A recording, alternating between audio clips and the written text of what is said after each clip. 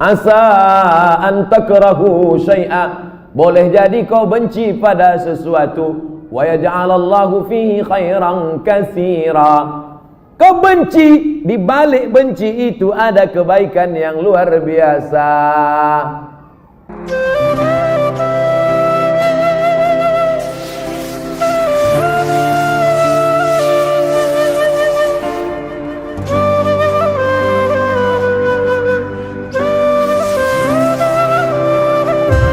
Pak Ustadz, bagaimana cara husnuzon terhadap takdir Allah? Terkadang yang namanya manusia nih,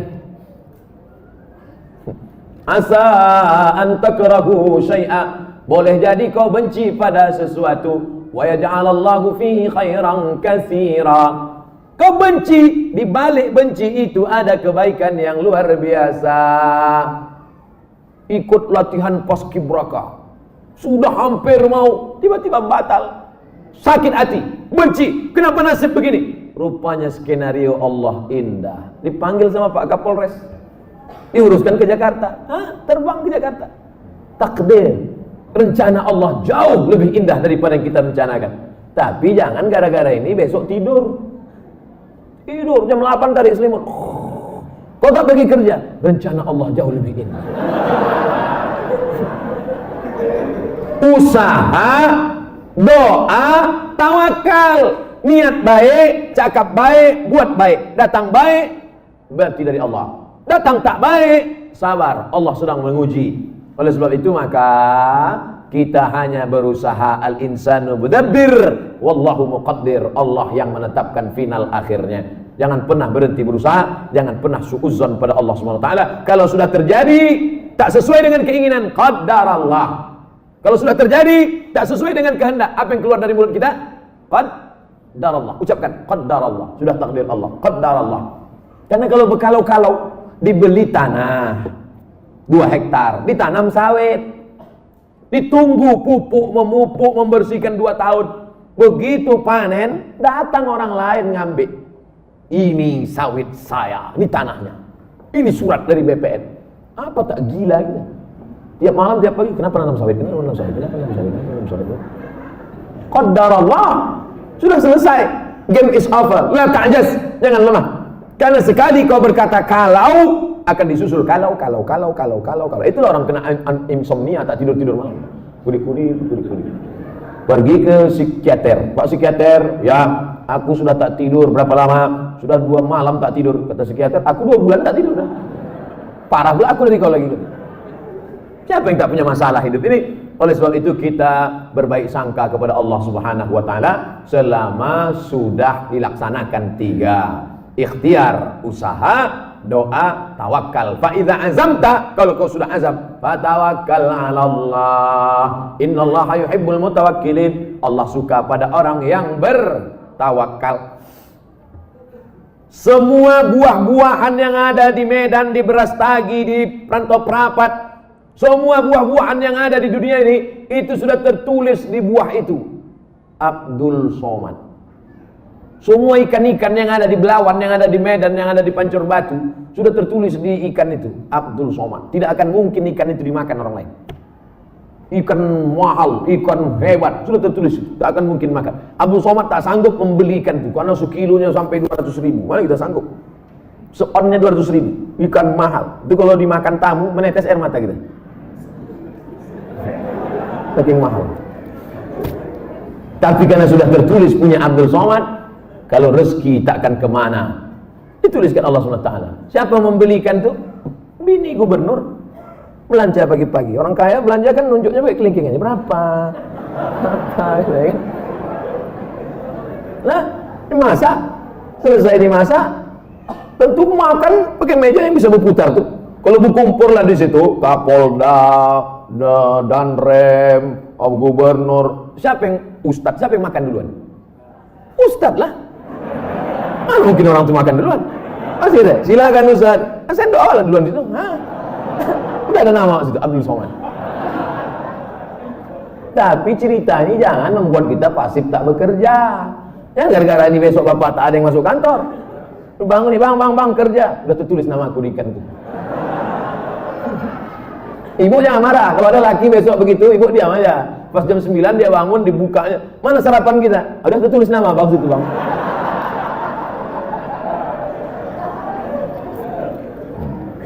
Orang yang pakai akal-akal itu pakai akal juga kita balasnya. Tak main ayat hadis sama dia. Ustaz, kalau sudah wudhu terus makan, wudhunya batal apa tidak? Mana pula makan batalkan wudhu? Kecuali makan sambil kentut. Makan tidak membatalkan wudhu. Beli buku judulnya Fikih Islam Sulaiman Rasyid. Saya ulang sekali lagi. Fikih Islam Sulaiman Rasyid, bahasa Indonesia. Syekh Sulaiman Rasyid orang Lampung, tamat dari Al-Azhar Mesir 1935. 10 tahun sebelum Indonesia merdeka dia sudah tamat Al-Azhar Mesir. Jabatan terakhirnya rektor di Lampung, IAIN Lampung. Fikih Islam simple sederhana, supaya tahu mana rukun, mana syarat, mana wajib, mana makruh, mana membatalkan. Setiap rumah mesti punya buku ini. Ini fikih yang simple, murah, harganya 40.000. Kalau naik saya tak tanggung jawab.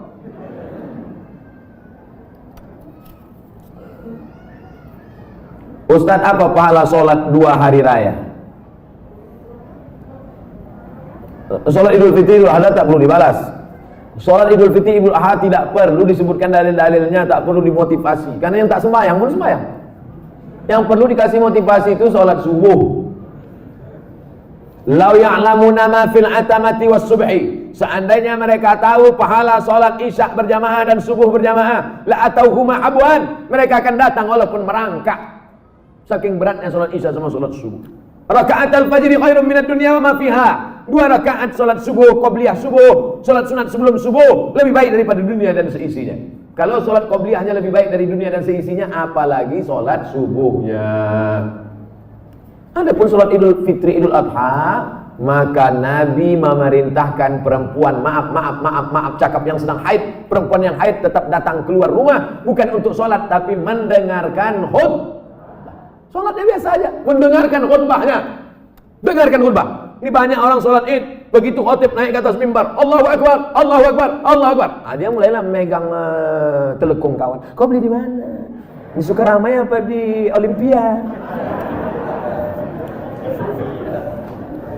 Ustaz, kalau bercadar bagi perempuan wajib apa tidak? Ada namanya Syekh Twigri, tempatnya di Riyadh, Saudi Arabia. Kata dia cadar itu wajib. Syekh Twigri mengatakan cadar wajib. Syekh Albani mengatakan cadar tak wajib.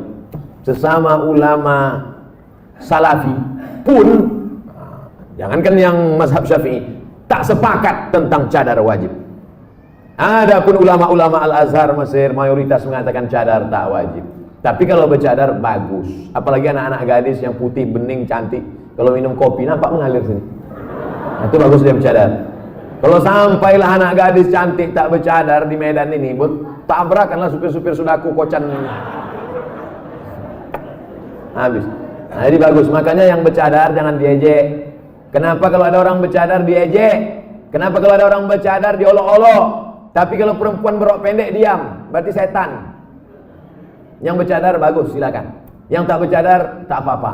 Jangan antara yang bercadar dengan bercadar saling ejek-mengejek. Kalau kalian yang bercadar mengejek yang tak bercadar, yang tak bercadar mengejek yang bercadar, yang ketawa yang tak bercelana. Nah, oleh sebab itu mari kita jaga. Selama dia tak keluar dari Ahlus Sunnah wal Jamaah, maka tak boleh saling caci, mencaci, maki, memaki. Pandangan dari syariat Islam tentang mewujudkan kemerdekaan yang hakiki. Merdeka kita tidak didikte orang lagi. Dulu kita didikte, ditunjuk-tunjuk kiri oleh Belanda dan Jepang. Belanda sudah pulang, Jepang sudah pulang. Hiroshima, Nagasaki dibom oleh Amerika, pontang-panting Jepang balik. Dan kita sekarang sudah merdeka. Masih ada bangsa yang belum merdeka. Palestina masih dijajah Israel, laknatullah alaihi.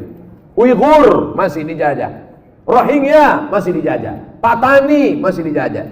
Septa Melilia masih dijajah. Kita sudah merdeka. Bangsa Indonesia di pembukaan Undang-Undang Dasar atas berkat rahmat Allah yang Maha Kuasa dan keinginan luhur bangsa Indonesia dengan ini menyatakan kemerdekaan. Karena penjajahan di atas dunia harus dihapuskan karena tidak sesuai dengan pri kemanusiaan dan pri keadilan. Bebas dari penjajah sudah, tapi kita perlu lebih hebat lagi. Bebas mengatur hasil alam kita untuk kita, supaya anak-anak kita tidak lagi memikir ada anak yang bunuh diri karena tidak bayar SPP, malu diejek kawan-kawannya. Padahal mestinya pendidikan gratis, 20% sudah dialokasikan pemerintah. Ada orang yang mesti ngantri hanya untuk mencari pekerjaan sebagai driver transportasi online. Bukan hina pekerjaan ini, halal, baik, tapi tak layak dengan strata pendidikan mereka yang tinggi. Oleh sebab itu maka kita tak boleh merasa puas, tapi bukan ajang untuk caci mencaci, celah mencela. Ini tanggung jawab kita bersama. Mudah-mudahan kita merdeka dari kebodohan, merdeka dari uang sekolah yang mahal, merdeka dari tidak ada kesempatan kerja, sehingga tahun ke depan menjadi lebih baik insyaallah. Amin ya rabbal alamin. Mengisi kemerdekaan itu, peringatan 17 Agustus itu dengan syukur pada Allah, karena kemerdekaan itu rahmat Allah. Ini sekarang banyak orang mensyukuri kemerdekaan, laki dipakainya baju bininya main bola pakai daster. Apa ini? Pejuang kita dulu pontang panting mengusir Belanda, dia pontang panting pakai baju bini. Saya tidak bertanya, saya hanya mohon doa agar anak saya jadi hafiz Quran yang rendah hati, suka bersedekah serta bermanfaat bagi umat. Tidak hanya yang minta request ini, semua anak-anaknya nanti, baik yang sudah lahir maupun belum lahir, maupun yang emaknya belum dapat, yang lajang-lajang ini, yang berondong-berondong. Saya doakan nanti semua di akhir majelis semuanya mendapatkan kebaikan insyaallah. Amin ya rabbal alamin. Ringkas saja Pak Ustaz, saya mohon Ustaz jabarkan tentang Nabi Ibrahim yang walaupun ayahnya kafir, beliau sangat santun terhadap orang tuanya. La illam tantahi Ibrahim, kalau kau tidak berhenti menceramahi aku, kalau kau tak berhenti mengajak aku menyembah Allah, la arjumannaka, aku lempar kau pakai batu sampai mati Ibrahim. Ada ayah orang Medan gini? Rasanya tak ada. Kalau kau tak berhenti menceramahi aku Ibrahim, la arjumannaka, aku lempar kau pakai batu. Wahjurni maliya, pergi kau dari sini, tinggalkan rumah ini, tinggalkan kampung ini, maliya, untuk waktu yang lama, usah kau balik-balik lagi. Apa jawaban Ibrahim alaihissalam? Salamun alaika, selamat untuk ayah. Astaghfirulaka rabbi, aku akan mintakan ampun kepada Allah atas dosa-dosamu wahai ayahku. Innahu kana bi hafiya, Allah itu mengabulkan doaku. Kalau anda berbakti pada orang tua, dibalas Allah mendapat anak yang berbakti juga. Apa balasan Allah terhadap budi baik Ibrahim? Dapatnya 2. Kau buat 1, ku balas 2. Ibrahim dapat balasan 2. Lahirlah Ismail dengan dites Ibrahim, dibawanya pisau. Ya bunayya, wahai anakku, inni ara fil manam, aku tengok dalam mimpiku malam tadi, anni azbahuka, aku menyembelih lehermu. Fanzur ma'za tara, apa pendapatmu? Bapak kalau mau ngetes anak bapak sesoleh anak Ibrahim, balik dari sini ambil pisau. Ya bunayya, wahai anakku, anni ara fil manam, aku tengok dalam mimpiku malam tadi, anni azbahuka, aku sembelih lehermu. Fanzur ma'za tara, what is your opinion oh my son? Gila ya katanya. Apa jawab Ismail? Ya abati, wahai ayahku, if'al ma tu'mar, laksanakan apa yang diperintahkan Allah. Satajiduni insyaallah minas sabirin, insyaallah aku menjadi anak yang sabar. Dosa minum khamar boleh jadi di dunia tak dapat, di akhirat dibalas. Dosa sabu-sabu boleh jadi di dunia tak dapat, di akhirat dibalas. Tapi dosa durhaka pada orang tua, dua-dua dapat. Di dunia dapat, di akhirat dapat. Waspadalah.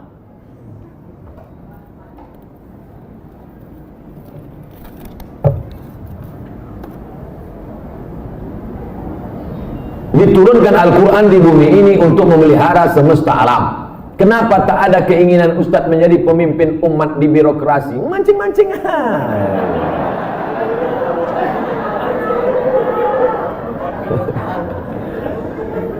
Saya nih bukan Ustadz jadi-jadian. Nih aku kasih tahu. Saya dari kecil memang sudah dipesankan datuk-datuk saya, cucuku yang ini mesti sekolah agama, cucuku yang satu ini untuk sekolah agama. Yang lain mau sekolah dokter, mau jadi pengacara, mau jadi jaksa, mau jadi hakim, mau jadi polisi, mau jadi tentara. Makanya sepupu saya ada yang polisi, ada yang tentara, ada yang jaksa, ada yang guru. Tapi saya memang dipesankan cucuku yang satu ini mesti sekolah agama. Nah, jadi pilih yang lain-lain. Jangan sakit hati. Banyak lagi yang lebih mantap-mantap, hebat-hebat. Jadi Ustaz, saya sampai mati jadi Ustaz ya. Kalau masih kuat berceramah, ceramah. Tak lagi kuat, ngajar alif. Alif di alif bawah depan. Apa tanggapan Ustaz tentang hukum pembuat penjual lukisan? Idza kanat laha dhillun ajma'al ulama ala tahrimiha. Begitu kata Imam Ibnu Hajar Al-Asqalani. Kalau ada bayang-bayangnya, maka sepakat ulama bahwa dia haram. Ada bayang-bayangnya. Laha zillun, ada bayang-bayangnya. Ambil senter dia. Senter, ada tak bayang-bayangnya? Artinya yang tak boleh itu patung. Dicetak, diukir, dibentuk. Itu pun kalau lengkap dari ujung rambut sampai ujung kaki. Kalau kepalanya aja tak apa-apa, boleh. Ibu di rumah ada patung gajah keramik mahal. Lengkap dari belalai sampai ujung kaki. Balik dari sini, potong.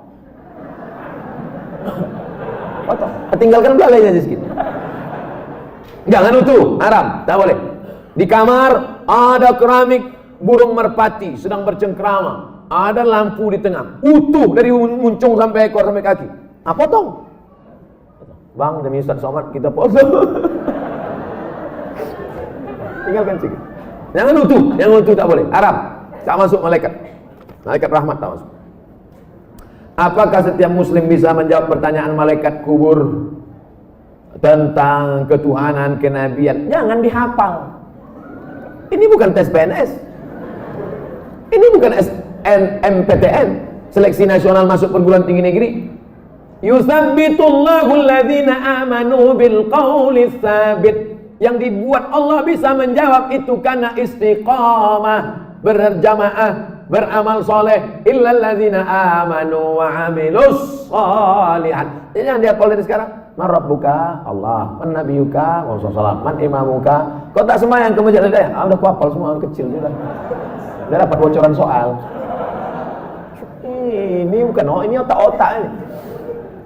Yusabbitullahu alladhina amanu bil qawli tsabit. Yang bisa menjawab itu diistiqomahkan karena dia istiqomah di sini, istiqomah pula dia di sana. Makanya sebelum salam fil alamina innaka hamidum majid. Cukup. Kalau salam sah, tapi kalau bagus tambah lagi. Allahumma fir lima qaddamtu wa ma akhartu wa ma asrartu wa ma a'lantu wa ma asraftu wa ma anta a'lamu bi minni antal muqaddim wa antal muakhiru. La ilaha illa anta subhanaka inni kuntu minadh zalimin. Sebelum salam tambah 4 hadis riwayat Muslim. Allahumma inni a'udzubika min adzabi jahannam wa min adzabil qabr wa min fitnatil mahya wal mamat wa min syarri fitnatil masihid dajjal. Assalamualaikum warahmatullahi. Belum lagi? Ya, ada jawab lagi. Ustaz, Indonesia triliunan rupiah bunganya ke luar negeri. Untungnya untuk biaya pembangunan APBN. Kalau bunga kan haram, apakah rakyat ikut menanggung haramnya Pak Ustadz? Nggak nyindir saya nih. Saya kan PNS, dapat gaji berarti dari bunga haram. Kita bekerja, maka kita dituntut dari pekerjaan kita itu saja. Kita tak dituntut dari yang lain. Walaupun bapak pegawai APBD, APBN, polisi, tentara, guru, PNS, pekerjaan kita itu halal. Bapak polisi lalu lintas yang mengatur dari pagi sampai petang, bapak yang masalah kriminal mengatur dari pagi sampai petang sampai malam, bapak yang tentara menjaga kedaulatan negara di perbatasan, bapak yang anggota Dewan Legislatif memperjuangkan hak rakyat, parlemen bicara tentang hak rakyat di parlemen, maka pekerjaan itu halal, gajinya halal. Bapak, ibu buka rumah makan nasi lemak, halal apa haram nasi lemak itu? Oh, banyak yang ragu. Nasi lemak halal. Datang orang membeli nasi lemak. Saya beli nasi 5 bungkus. Kita tak perlu tanya sama yang pembeli itu. Ini duit kau ni, duit dari mana nih? Tengok muka kau macam muka perampok. Tak perlu kita tanya dia dapat duit dari mana. Karena yang ditengok bukan kerja dia, tapi kerja kita. Kita jual semen. Semen itu halal apa? Halal, bukan untuk dimakan. Semen itu halal. Kita jual semen, datang orang beli. Koruptor mau bangun rumah, saya mau beli semen. Maaf, tidak menerima uang koruptor, cari toko yang lain. Kita yang kita jual nih halal. Begitu juga dengan prinsip pekerjaan kita. Pekerjaan kita halal. Maka tidak perlu kita cari-cari tahu duit orang pembeli itu dari mana. Nah, ini tentang masalah prinsip pekerjaan. Mudah-mudahan anak cucu kita mendapatkan pekerjaan yang halal sehingga rezekinya berkah, sehingga dia tak masuk neraka gara-gara itu. Amin.